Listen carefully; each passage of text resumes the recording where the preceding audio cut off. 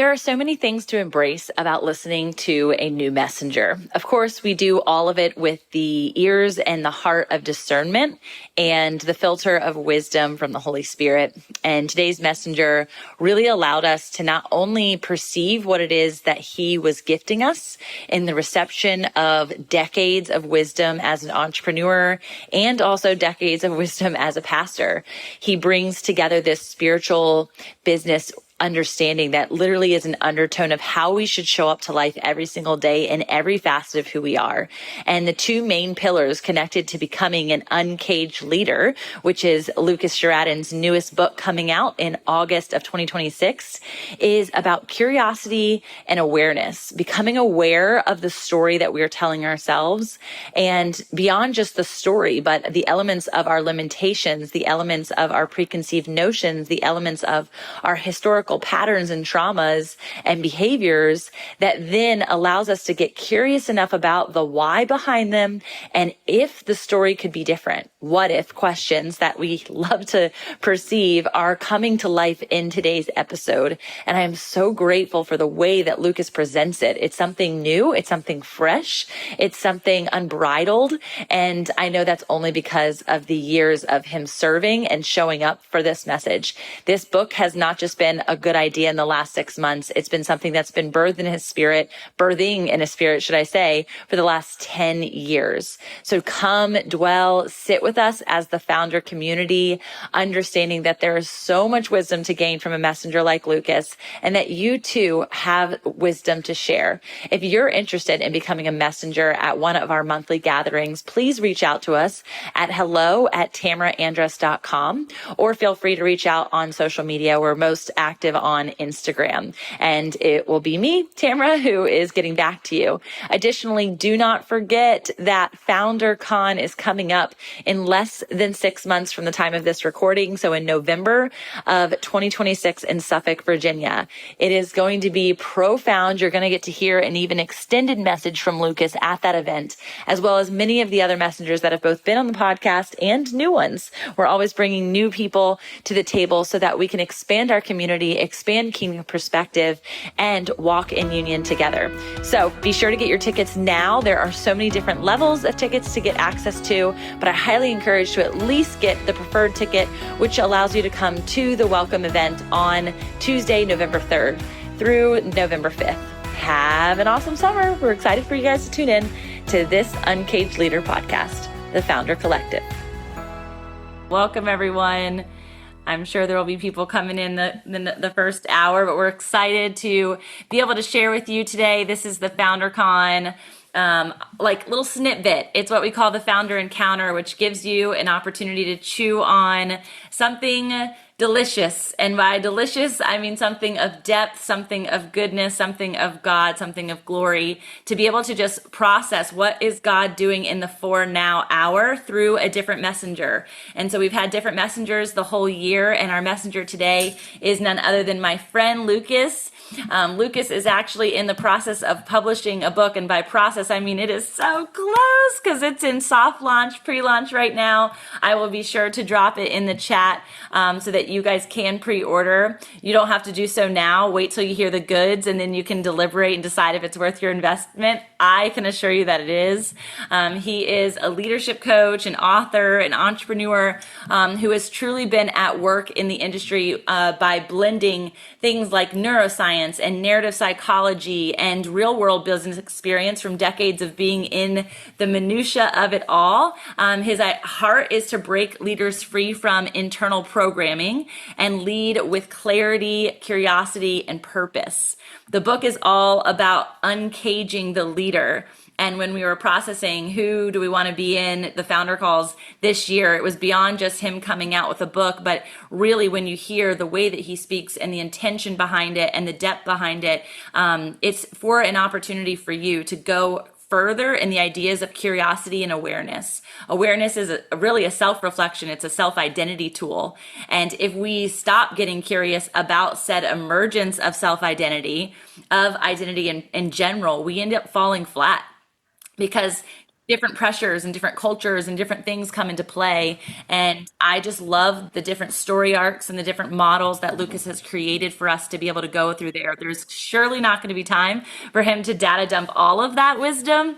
But he also has a really cool pastoral background. I actually was thinking, I think it's still here. Yep. Look at this. Look at this oldie but goodie, Lucas. Oh, When wow. Heaven Opens. It's on my bookshelf right here. Discovering the Power of Divine Encounters with Lucas and Graham Cook. And it's so, so good. So it's been neat to see the evolution of an author from this book that was published. Do you even know the year offhand? I know it was a Oh while ago. gosh, what, oh five, oh Yeah, oh six, six, oh oh six six. to 20 years later to come out with what has been transpiring in your heart ever since. And so grateful to make way for you. Before I let you take the stage, Anthony, do you want to share anything? Say hey to the fam. No, it's just good to be here. So excited to hear Lucas share today. As always, when we were doing this once a week, we get to see a lot of you more often. But once a week just creates this this appetite, if you will, to spend time. As you know, the word says where two or three are gathered. So we know he is with us today, and excited for him to do. But more importantly, I think for all of us, is undo. That's the place where we miss sometimes. God wants to undo as much of us as he wants to do in us. And that undoing prepares us for the doing. So just excited today that for this time spent, that God would work in all of us and just continue to grow us together to make a difference in the world around us. We also have a special guest today that is with us, Jay Stallings, Joseph Stallings. You're seeing his name on the screen here. He's a brother and one of the founding brothers alongside our families, Anthony and mine, inside of our living room. We've talked about this evolution story since the beginning, but the church that is the mobilized church of you guys actually being the ones who are mobilized and being sent out in all the different regions of the world that we've had people attend founder over the last several years. Jay started on keys, and he brings just a holy sound. He's got his own music as well that you can attune to, but today he's going to lead worship with us while Pastor Morgan is in the recording studio. And you guys have also had the joys of listening to one of our sisters, Becky, and being in communion with her. And so, Jay, we're excited to have you, and do not leave early. I assure you, you'll be wrecked. I am every time when his mouth opens. So I'm super grateful, Jay, for you to be here. Lucas, I do have to put a disclaimer out, though, T. Let's go. Jay will wreck every worship song for you, because the moment you hear him sing it, you won't want to go hear the radio edit ever again. It's so true. I'm sorry if he's going to ruin all of your playlist. He will do that. In the same way I believe Morgan does, just in the unique and beautiful way that they sing. You go back and hear the other ones, like, oh, I want to hear them sing it again. So, yes, I encourage you to stick around. This is my brother from another mother, but we got the same father, so it's no bother. And just excited to share space with him today. So good. All right, Lucas, let's take it away, brother. Super excited to hear from you today. Thank you so much, Tamara, for those kind words. So I just so that you all understand my story, and I thought I'd start there because this morning, as I was doing journaling and thinking and praying, one of the things that I wrote is, today I alter the course of human history.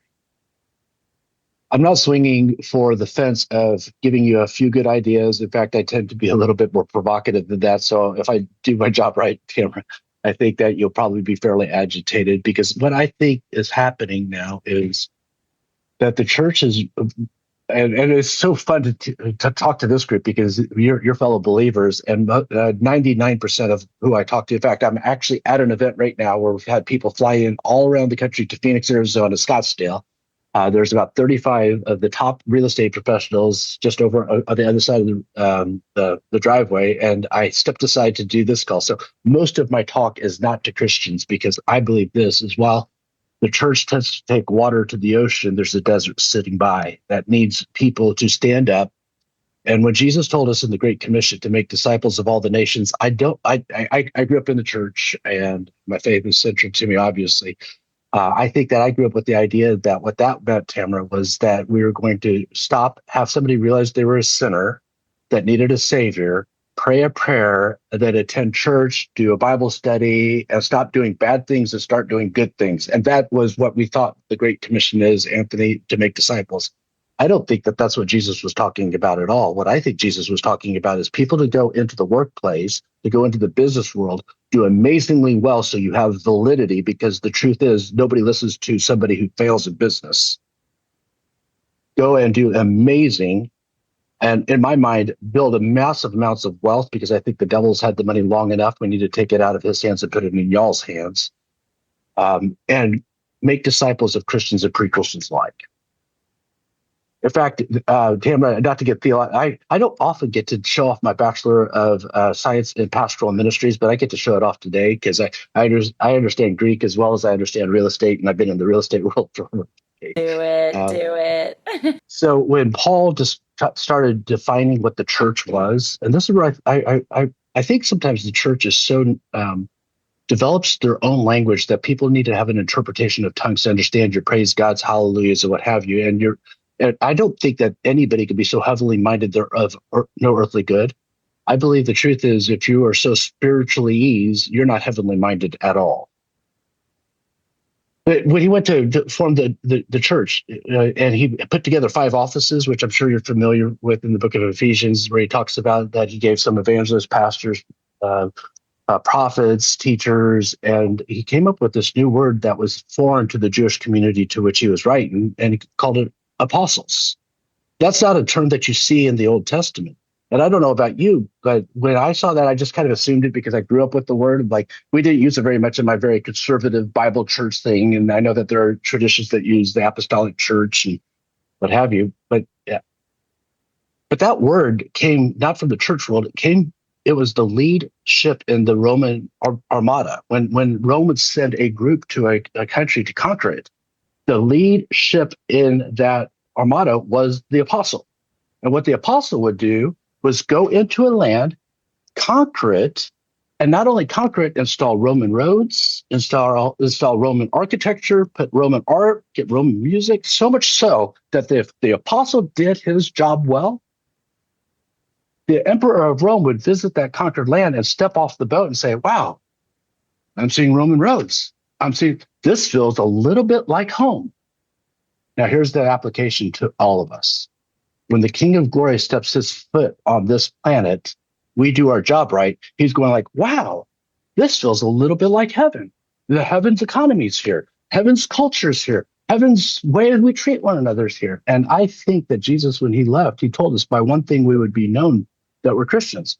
It's not by being right or wrong and not by taking political stance. It's by how we authentically love each other. And when we talk in such a ways that we don't alleviate the world's pain, we're not loving at all.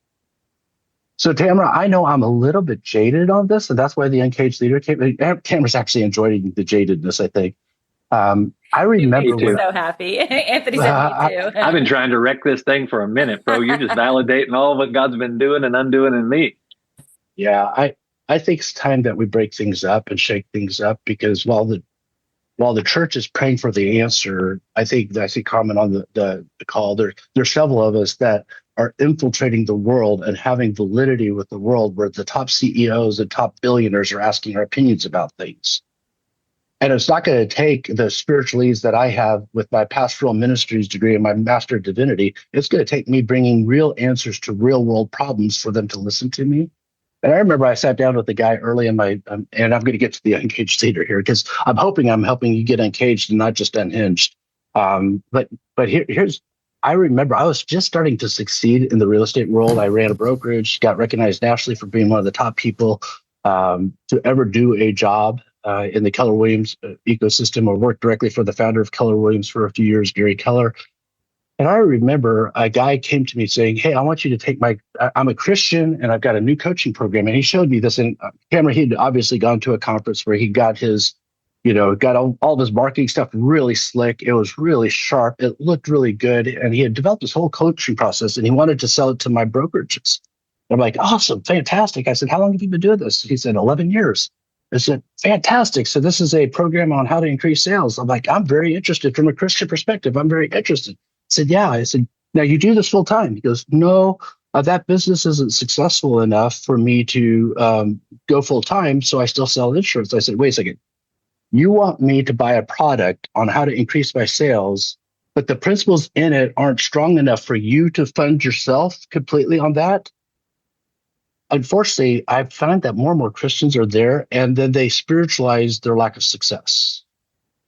They put Christianese around the fact that they're not having results. And I want to agitate us into saying, if I have a calling of God on my life and the canvas upon which I've been painting in the church world is far too small for the calling that God's placed upon my life, how do I get out of the cage of my Christianese? How do I get out of the cage of mediocrity? How do I get out of the cage of praying for an answer while God's not looking for a prayer partner? He's looking for an active partner.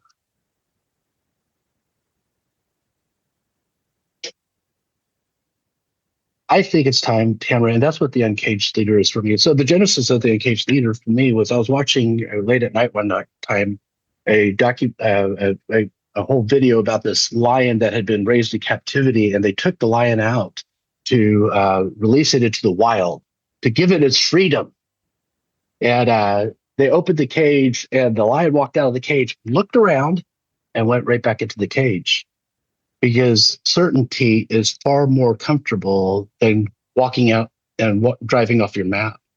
I believe, Tamara, more and more people are called to drive off their map, to go to the place where it's uncomfortable. And in order to do that, we have to get out of the cage of our autopilot thinking. We have to get out of the cage of what we think we know that we know that we know. We have to get out of the cage in the church world of how we understand God, because God, I love The Lion, Witch, and the Wardrobe. And there's a scene in it when Mr. Beaver or the kids are talking, and the kids are like, oh, we're excited to meet this Aslan, and who's kind of the metaphor of God in the book. And they said, now, tell us about Aslan. And they found out that he was a lion. It's like, oh no, that's scary. And they go, is he safe? And Mr. Beaver says, safe? Who said anything about safe? But he's good. I think the calling upon which your life is far greater. And I bet you there are people on this call, whether it's Jennifer, Stephanie, or even the thousands of auto note takers that are on there. I believe that we know that inside of our heart, good enough is not good enough when greatness can be achieved. We don't serve a mediocre God. We serve a great God. So why are we content to live a mediocre life and make a mediocre impact? I remember one time talking to somebody, Carmen, who was asking me, I was interviewing them about my wealth journey. They asked me finally, a godly lady who had been the CEO of Keller Williams, she said, from Oklahoma, she said, sweetheart, how much money do you want to make? And I remember thinking I was so humble. I said, I used to be a pastor. I live in a 2,200 square foot home, drive used cars.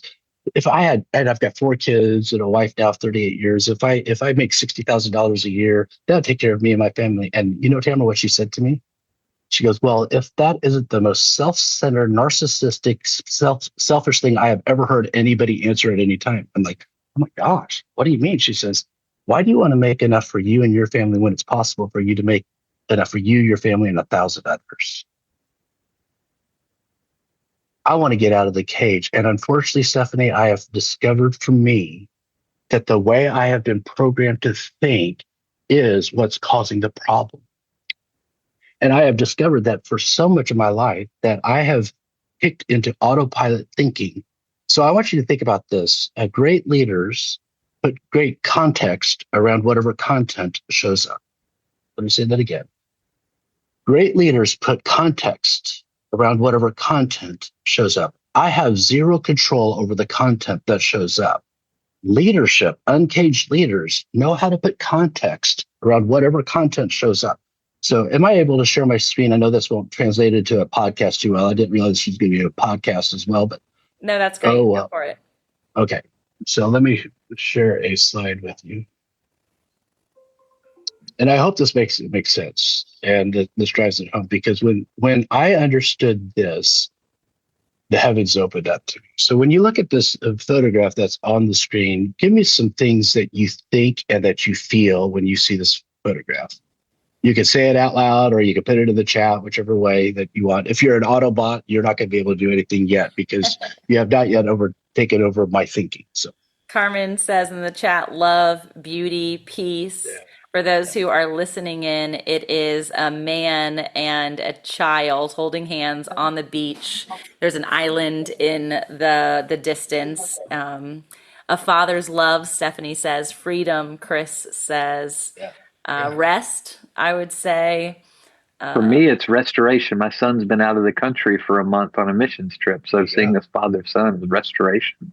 So we could agree that as we look at this, we have a very, very positive emotional relationship with this photograph. Yeah. Because without thinking about it, you all put a context underneath this content of a picture. So let me do something. I am not going to change the content of this photograph. All I'm going to do is change the context, the caption underneath the picture, and see what your emotional relationship to this picture does. Ready? Here's the new caption. Man spends final days with terminally ill son. Now, how do you feel about the picture? Not so good. In fact, you think I'm a little warped right now for even suggesting that this picture could mean that. And here's what I've discovered is when life shows up, that's the picture. What I caption it, what I put underneath it, the context that I create under whatever content shows up, either empowers me toward my destiny or causes me to be caged by my history. I am encouraging, let's live life by vision, because vision is a decision that you either make for you or the world stands ready to put it upon you, their sense of vision for you. Our history gets to define our reality, or our destiny gets to define our reality, and that's completely our choice. When we understand that the pen to the caption of whatever content shows up is in our hands, all things really become possible. When I can make whatever I see in life mean whatever I need it to mean, my gosh, I could write the story of my life. Bad things happen, don't they, Jay? Bad things happen, Stephanie. Bad things happen. The unexpected things happen. In fact, I'm getting ready to talk about this whole conversation. As I'm walking across the parking lot, I see this full 8-foot tall transformer. And I'm like, I like a model of the guy that built a transformer from the Transformer movies. I'm like, isn't that the way life is? I saw a car, but it wasn't a car. It was a bot that was here to defend the world, whatever the movie was. I think that's what each one of us are. When we understand that very few things have meaning except for the meanings we attach, that all things become possible, and I wake up to the world of unlimited possibilities. Peter Sinji, in this book, Fifth Discipline, wrote this, that the past is always present. And as a former pastor, I hated that statement. Like, whoa, time out. All things become new. Whoa, time out. I could get freed from my past. And what I've realized is this: the past is always present. The way it shows up is completely up to me. And if I bring my life in agreement with God, I change what the past means, because it used to be seen as a stumbling block and the darkest hour. Now it's a stepping stone and my finest moment when everything changed. I remember I spent 20 years in ministry. In my last year in ministry, I traveled 125,000 miles, and I was all around the world. I just got back. I was actually on a trip with a friend of mine, Randy Clark, and Bill Johnson, and I literally got off the stage of preaching to about 50,000 people at Anthony. And that night was one of those amazing nights where, like in India, people that were blind would get their sight back. People would get out of wheelchairs. It was just crazy stuff that you can't explain. Us Western mindsets want to be very logical about. There's no logic about it. It was just crazy, insane stuff that was happening that night. And so I'm buzzing back at the hotel room, and I'm Skyping. I just aged myself, but I'm Skyping my kids back home. We were homeschooling at the time, and the word "we" is exceptionally liberal. My wife was doing the homeschooling, and I was kind of the principal that would say, "Caleb, do your math. Violin, Daniel, practice your violin." And I'm Skyping my kids, and I closed my laptop after Skyping my kids about 1:00 in the morning, and I realized during the month of January of 2008, that's all parenting would look like for me. And I had this voice go off in my head. I could tell you guys it was God for me that said, "You've gone around the world and played with everybody else's kids. Now it's time to come home and play with your own." So because I'm a ready, fire, aim type of guy, I went home and I told my wife I need to stop preaching. She goes, "Okay, what are we going to do for a living?" And I watched 3 episodes of House Hunters. I thought real estate would be a really easy career to get into in Houston, Texas in March of 2008. So please follow me for all your career advice, because I am the sharpest guy in the room. And I went broke really quick. I went $100,000 in credit card debt, just like this. I was using credit cards to buy gas and groceries, lines of credit to pay minimums on credit cards. So I was using debt to debt, which is that economic pattern only works if you're the federal government. And I remember I was standing out in the middle of the gym in between things, going broke, waking up at 2:00 in the morning in absolute depression. I was filled with anxiety. And I'm sorry, but when you're broke, no amount of prayer gives you peace. I can listen to worship, but when you can't pay the bills, that's a problem. Mm. And I remember going to a gym, and with my kids at that time were going to a little Christian school. They played basketball, middle school girls, middle school boys, high school girls, high school boys. I had 2 middle school girls and a high school boy. And so we were there all afternoon, Anthony. And I remember in between games, somebody came up to me and said, "Hey, Mr. Sherraden." My wife worked at the school, so I was Mr. Sherraden at the school. They said, "Hey, Mr. Sherraden, how's the real estate market?" And every real estate agent that has ever been around gives the same line of garbage to that question. It's like, "It's great, it's awesome, it's fine." 2008, arguably the worst economic crisis America's seen in decades. And they said, "Well, how's your real estate business?" And I said, Tamara, something to the effect that, because I love self-deprecating humor, because there's just a lot of material here. And I to a fault, I need to be more careful with my language. But I said something to the effect of, like, as if I will ever sell a house. Ha, ha, ha, ha. About the time my 8th grade daughter, Danielle, walks up in her basketball journey and hears that comment. And she looked up at me, big brown eyes, put her hand on my right arm, and she said, "You are a good real estate agent, aren't you, Dad?" And I answered her, Stephanie, and I said, "Yes, sweetheart, I am." And I finished the statement, and in my head, I finished the statement and said, "And I wasn't 10 seconds ago." Because I realized in that moment, I was not living by decision. I was living by autopilot. I was living by fear. I was living by anxiety. I was living by a bunch of tapes that were running in my head. And at that moment, I knew I had to figure out, how do I get the pen of authorship back into my hand?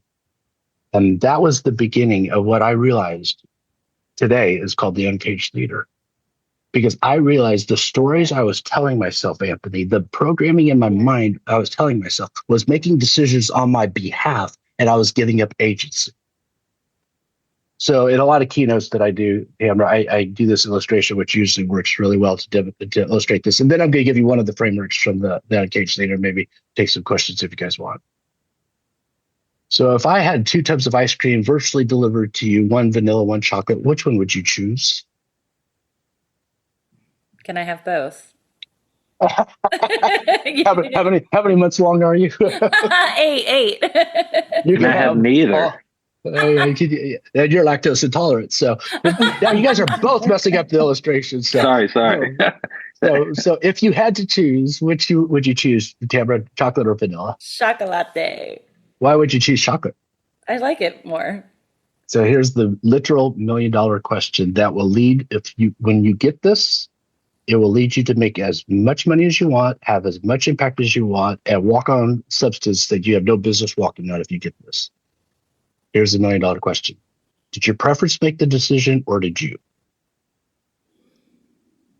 She said she chose chocolate because she likes it. So here's a silly illustration to show you how many people live their lives.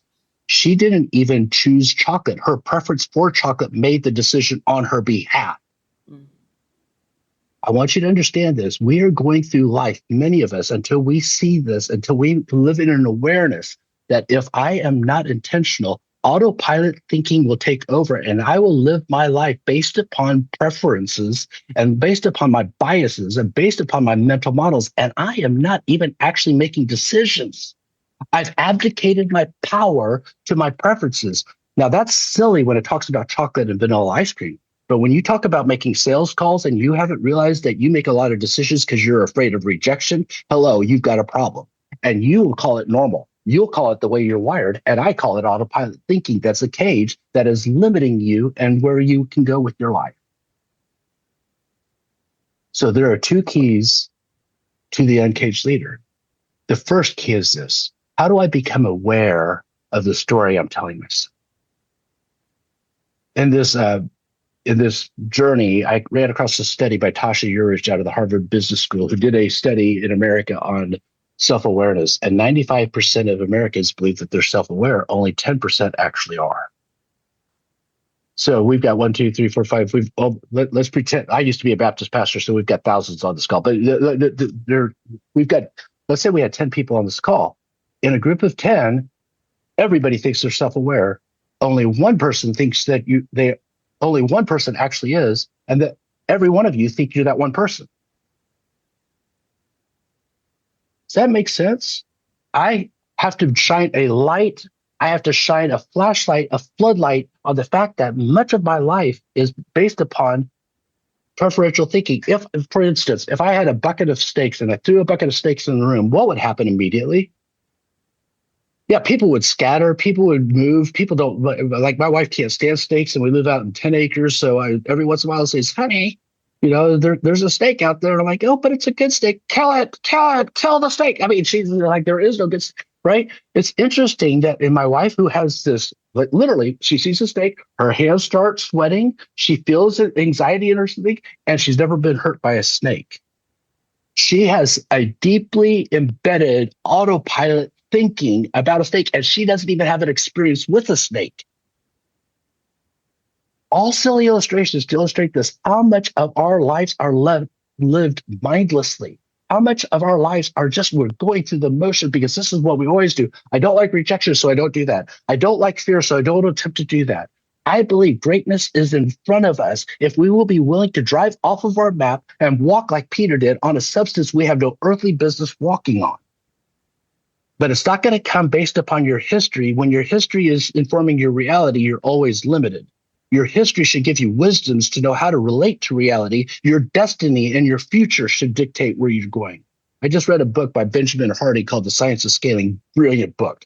And I got to have a conversation with him where he says, if we really want, growth is always dependent upon our past.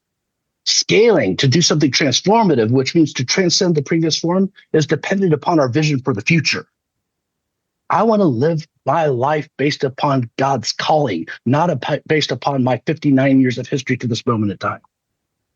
So the first thing is to be aware how powerful our preferences are, how powerful our autopilot is, how powerful it is, and how easy it is, Joy, to live mindlessly, because it's easier to do that. The second thing is to be curious. So what if? What if today you make a decision that alters the course of human history? What if today you actually took action upon that vision that you've been stuffing down? Some of you, God's given you a word, given you a destiny, and you've been pregnant with that destiny for 10 years. It's time to get that baby out. I told Tamara, even like with the Uncaged leader, that book came to me about 10 years ago. I've been pregnant for 10 years, which to Tamara at 8 months pregnant probably sounds horrible. I've been in labor pains. Like now I know what it is. I won't go that far. I won't go that far. I have no idea of what it's like to give birth. So does that make sense? I want you to be more curious. So I'm going to give you one of the models that we introduced in the Uncaged leader, and then I'll take some questions. And then I'll give you a final story and take some questions. So I realized that if I'm going to do what God's called me to do and succeed at the level that I feel called to succeed, I had to understand what is my own humanity. How does that come? How do I create a story? So if you think of a clock, and at 12 o'clock, the model is this: something happens, which we have no control over. At 2 o'clock, we have a reaction, which generally is the sum total of all of our experiences up to that moment in time. Carmen's in the business world. So you see a P&L and you have a reaction. You have an employee that doesn't perform. You have a reaction. You have a pleasant surprise. You have a reaction. We have very little control over that because you can't stop a bird from flying over your head, but you can stop it from building a nest. At 4 o'clock, we start to make judgments. We start to say, I like this. I don't like this. This is good. By the way, you're doing it right now. You're listening to me and you're making judgments. Like, oh, this guy's full of hot air. Oh, that's kind of interesting. Gosh, the guy talks ridiculously fast. What ethnicity is it? You're making judgments constantly. At 6 o'clock, we make up a story. Once we make up our story, our brain kicks into gear and starts to seek evidence to prove that our story is correct. It's called confirmation bias. We all do it. We look for evidence. And at 10 o'clock, we create a reality. So I've got 3 daughters. Every once in a while, a hairy-legged boy would come into their life and break their heart. And what would happen with my girl, with that hairy-legged boy would come into their life, and I was trying to tell them that no guy's good enough for you, but they didn't believe me, Tamara. So what I would tell them, what would happen is this hairy-legged boy would come in and break their heart, and they'd come home and they'd do what they called laps. They would get into their car, they drive around the block, and they turn Taylor Swift and Adele up very loud because Taylor and Swift, if they had healthy relationships, would have terrible music. They're great breakup songs, right? And so they would go around singing at the top of their lungs. Thank you, Joy, for the one laughter after that joke. So she always spit her water out. That's when you know that you have landed a joke. So what happens with them is something happened. They got broke up. They have a reaction. They're like, oh my gosh, they start to make a judgment. I don't like this. Now they make up a story that all guys are jerks. All guys are immature. And what do? They go to their sisters, like, I think all guys are mature. And they go, yeah, I think so too. And their sisters would go, yeah, it is. And then they listen to Taylor Swift where they hear songs that all guys are jerks. And yeah. And then they have a fourth, and then come to dad and says, I think all guys are jerks. I'm like, well, all guys are jerks. And dad, what do you know? You're too old. We will literally go past thousands of pieces of evidence to say that what we believe is not true. And we'll just only find the evidence that it is true. That's why, not to get political, but that's why people who are conservative politically all watch Fox News. That's why people who are liberal and they watch CNN. Why? Because they're supporting their already held belief. It's confirmation bias. And we do it over and over again. And I'm okay with that, except when it stops you from hitting your destiny. So here's what I'd like you just to do is, as you think about this, after you start to make judgments and before you make up a story, I want you to do one thing. Remember, it's 5 o'clock somewhere. At 5 o'clock, the 5 o'clock formula is just to pause for a moment, take a breath, and ask this question. What else could it mean? What else could this mean? Because that question kicks me into curiosity. And when I'm curious, I can be creative. And all of us, we are first introduced to God, not as Savior, not as Lord, but as Creator. You are all made in the image of God, and you are by design supposed to create, not just to react, not just to respond. So how out of nothing can I bring something to life? Curiosity is the front door to creativity. And by the way, while many of my Christian brothers want to howl at the moon and complain about the world, the darker the world is, the more it sets the stage for great creation, because the greatest creation of all time happened when the earth was void and meaningless and there was no light. That's to be an apostolic church. That's to install the kingdom. I'll leave you with this story. It's kind of the real impetus behind the book. My mom, full Korean. I was born in South Korea. That answers the question, right? You're like, what is he Polynesian? What is he exactly? So, I'm half Korean, and my mama, at 18 months old, packed up this 18-month-old screaming child, got on a plane, flew away from the family that she knew, and the only way she could contact home was through very expensive long-distance phone calls and handwritten letters. The most courageous woman I've ever been around. My wife's a close second, but my mama is the most courageous woman I've ever been. Came here because she wanted a better life for her kid. And so her and my dad, she was married to my dad her entire life. But a few years ago, my mom came down with cancer, and she beat it a couple of times. But there was a time that the doctor called the family together, and we got together in Lawrence, Kansas at my parents' house. And when the doctor stops by your house, it's probably not going to be a good conversation. He said, Chang, there comes a point in time in life where everybody has to confront their own mortality. And this time you're not going to beat cancer. And I remember the room fell apart. My mom said, how much longer do I have to live? And he says, 60 days at best. Well, we all started crying. I remember looking at her. She had no tears. She just kind of shook her and said, oh, cancer. And my mom made a decision in that moment that if she only had 60 days to live, she was going to really live. And she did several things in that. It was probably about 5 weeks before she eventually passed. And a couple of weeks before she eventually passed, my dad needed to go out. And so he said, Luke, can you come over to the house, watch your mom? Because at that point, she was so weak, she couldn't even get herself into bed. So I went over there, and I didn't realize that my mom had an agenda. And my mom was probably the most stubborn woman on the planet as well. And she said, I won't even try to do her Korean accent, but she because that's how I heard my mom in my head with a very thick Korean accent to her last day. But she said, Luke, I want to talk to you. Number one, I need you to promise me you'll do my funeral. It's like, oh, Mom, I'm not doing your funeral. She said, yes, you are. This is what you're going to say. This is how you're going to say it. This is the scripture. She told me, like, yes, ma'am, because I know I don't want to get to glory to have that Korean woman chasing me. And so I said, yes, ma'am, I'll do that. She goes, second thing I want to talk about. She said, I have noticed in your career that you're succeeding. You're winning all these national awards. You're getting recognized in the industry. You're one of the top leaders at your franchise. And I'm just want you to know, I am so proud of you. As she leaned in, she says, but I need you to promise me something. Anybody can make money.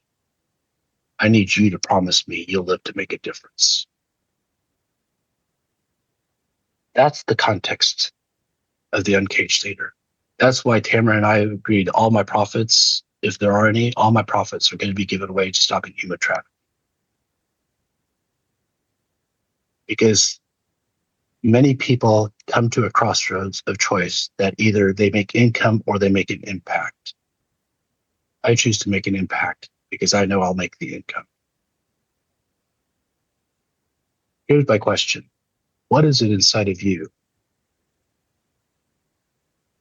that if you were to step out of the boat, you were to step out of the cage, you were to ask yourself, what else could this mean? This feeling, this emotion, this relationship, what else could this mean? What unlimited possibilities are in front of you that are just waiting for you to step out?